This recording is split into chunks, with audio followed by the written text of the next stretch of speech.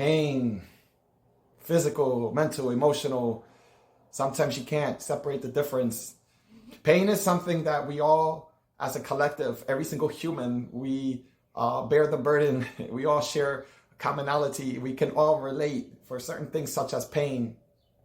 I wanted to discuss a school of thought when it comes to pain, and again, it's perspective. I'm not speaking in the realm of right or wrong, or truth or facts. So I'm speaking from more of the free-flowing creative mind. So if this relates to you, or if this resonates for you, then I don't believe in coincidences. This message may be for you. So really quickly, I've had my private practice in acupuncture and traditional Chinese medicine for almost 10 years. And recently, I no longer have my practice. Recently, I've been working at a very busy orthopedic center.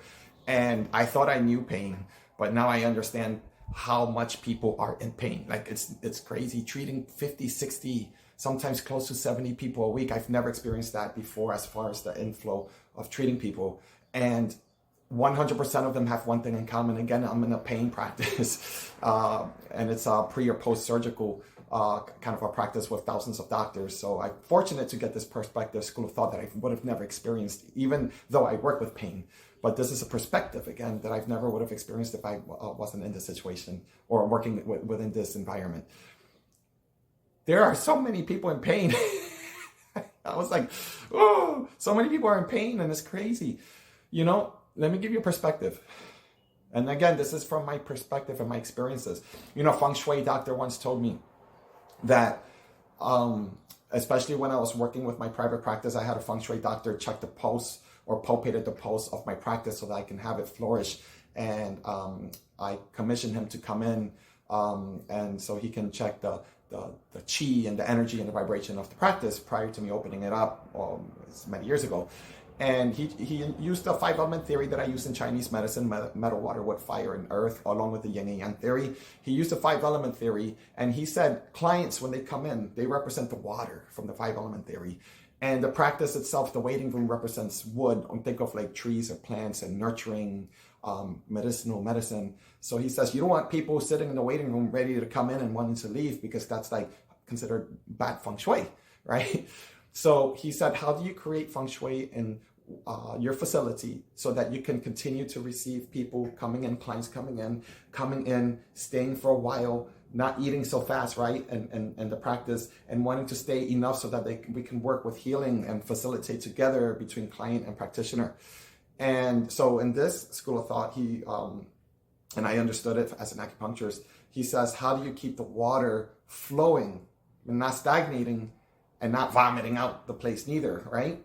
So I mentioned that because clients coming in and coming out from a practice represents free-flowing water, and free-flowing water within your 70% water body system, 93% water is part of your brain anatomy as well, 93%, is that when you are not in pain, using the same paradigm within traditional Chinese medicine, when you are not in pain, that also indicates that your water body, your energetic field, your chi mechanics per se, your metabolism, your endocrine system, your lymphatic system, it's moving and flowing seemingly effortlessly. And when one of those systems start to stagnate, whether it's like physical injury, boom, you know, after a while, you're going to see it turn a little red, right? It's because something obstructed the natural flow of my circulation. So what happens is the body is going to attempt to heal. So you're going to start seeing histamine reaction. You're going to see a little redness. And if I hit it harder, where I caused more of an imbalance of the natural flow of the chi system of the body using this theory, then I cause some more physical trauma and maybe more into the cellular area. So now you're going to have more water wanting to kind of like create more of like a conduction of healing. That's why you get swelling within your body's natural intelligence. This is natural, right?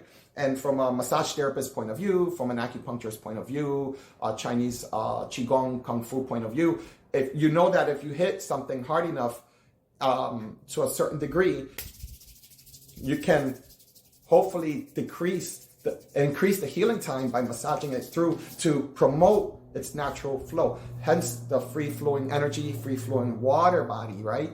So using this more of an esoteric Chinese medical perspective from my experiences, of course, if you use and create a belief system within yourself, as if I'm speaking regarding to pain, and you change your perspective on pain, chronic or acute pain. And also based on the story, a lot of people are not aware this is how the body works and functions when it comes to a connection of pain. You start to self-realize the understanding and the mechanics and the biomechanics of pain and how it's engendered upon you or a person. And I'm speaking to somebody who's probably in a lot of pain.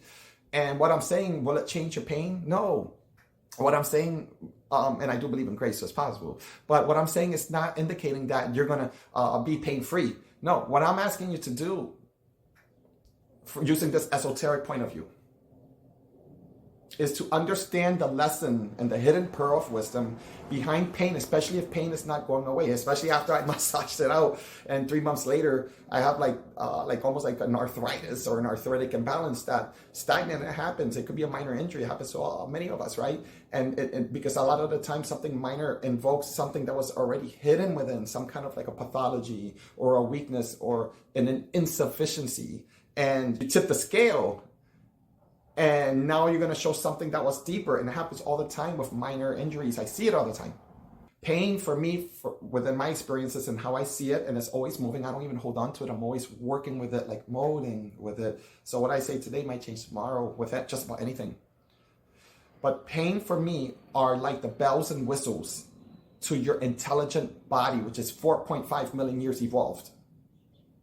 So pain for me are strong bells and whistles, and the stronger you are as a soul, the stronger you are in your emotional body, and the stronger you are as a human, the stronger your bells and whistles can potentially be.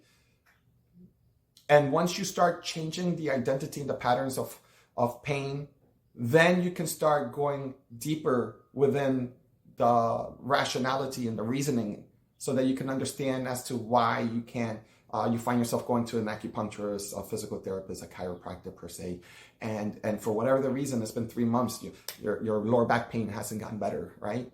And there could be many reasons, but again, we're talking about the esoteric, psychosomatic, psycho-emotional, and psycho-spiritual point of view as well, that you can integrate into the system of your understanding of anatomy and physiology, and your understanding, which supersedes anything that I'm saying, of yourself, your higher self, your own self. Nobody knows you more than you. Once you start to identify and you create this karmic experience that you're, this is karma, something, I must have done something bad in a past life, right? And I'm not saying it may not be, but at the same time, the other side of that coin is that transform that understanding and that karma by self-realizing with more knowledge of an understanding, because your questions will start to expand, even if you don't have an answer, by saying, what is it that the pain is trying to tell me that I'm not seeing, the doctors are not seeing? So there comes a point where I've been seeing so many patients and clients where not even myself, doctors, nobody's healing that person from their pain.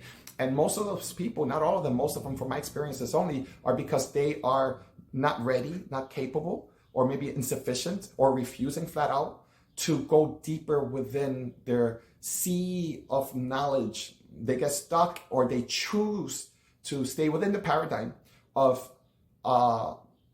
allowing or using the paradigm of saying, I'm going to let the doctor treat me and heal me. So that didn't work. And the doctor recommended physical therapy for like 6 months, a year, 2 years with acupuncture. That didn't work. It didn't work. As soon as you hear that didn't work. It didn't work for me.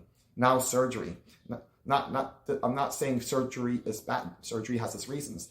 But if the surgeon is telling you try this first, and all of a sudden now you're doing surgery, chances are you're flipping a coin. There's like a 50-50 chance, I'm just throwing that out there, that you're going to feel so much better after surgery, and there's going to be another chance because you're chancing it because it wasn't a necessary surgery. And I'm speaking for having said that, once you start changing the conversation that your body is not necessarily weak, and although your symptoms may be showing that there might be an insufficiency per se, that there is a sense of power or a willpower that one would need to bring back and resource back into a sense of self-realization versus using your willpower to find the answer. Again, speaking to those that have been searching everywhere and it's not requiring surgery yet, right? It's to take back your power of your pain body experience by calling it an opportunity, because what will happen, what will happen from an esoterical point of view, and from my perspective, is that you will start consolidating more of your neural networks to be transmuted into a new neural communication pathway between your mind and your body. That's a very real thing if you look at the theory of neuroplasticity, if you want to go into that scientific side of the world, that your neural network has an ability, or actually does consciously and unconsciously, an ability to constantly morph and change dynamics within the vessel of your embodiment, with everything that you do, say, feel, experience, with pain. Mind has an ability to reconstruct new neural pathways, because the neural pathways oftentimes are what's keeping the loop of pain not getting better. And by self-awareing that within yourself, now you can see pain. From my experiences, pain for me has been allowing me to open up new wealths of information, because in my expertise, or in my chosen journey, is that I work with people. So when I can't heal myself, and it's happened where things happen to me from sitting too long, hurting my back, and nothing's been helping.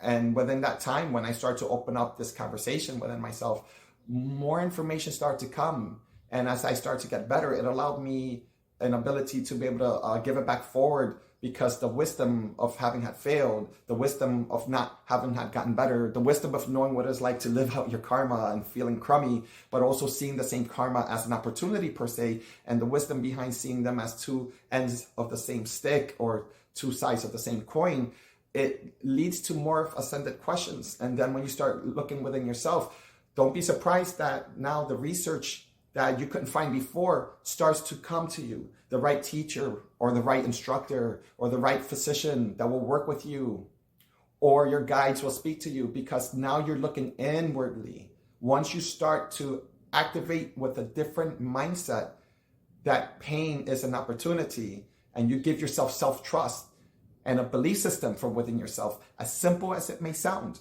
is the most profound pearl of wisdom that you can start to activate and potentiate. And that becomes the medicine.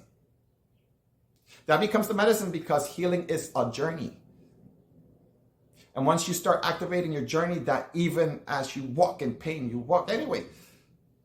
And within that walk, how horrible would it be if you ended up walking with all this pain body experience within a lifetime, and reflecting back and still having no clue? We are here as humans to experience life, pain, breakups, death of others, but eventual death of each other. We are here to experience that. And pain is a hidden portal, an unspoken mystery, or spoken in many schools of thoughts. But the schools of thoughts don't matter. The true mystery that doesn't exist out there is within your heart, within your soul. And there is no book, there is no Marcus that can say anything other than what you can say for yourself within yourself. All I'm doing is pointing an arrow towards you, so that you can actually start to self-realize what you may be going through. And if you want to go deeper, because everybody's situation is totally different, and I'm just offering a blueprint, almost like a map of an awareness, PM me. I do take private consultations on Zoom.